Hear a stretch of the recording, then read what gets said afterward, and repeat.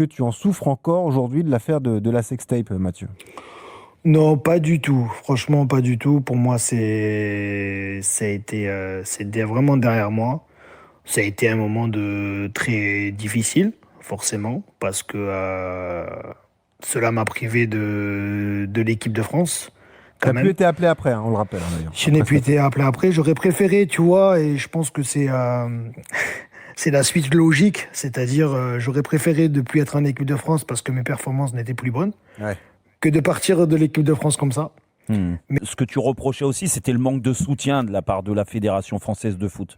Et je sais que tu en voulais aussi beaucoup à l'époque au président de la Fédé Noël Le et Graët, d'autres ouais. et d'autres personnes. Ouais, Est-ce que là aussi, tu l'as toujours en travers de la gorge, ce qui s'est passé? ouais, parce que je pense que quand tu as une situation comme celle-là où je suis quand même la victime dans cette affaire, alors beaucoup de gens vont dire ouais, mais tu n'as pas laissé ton téléphone traîner Oui, par-ci, oui. par-là. Mais bon, c'est comme ça, c'est la vie. Il y a des gens qui sont mal intentionnés, qui veulent faire du mal, et je pense qu'on va arriver à de génération en génération, ça va être peut-être encore pire.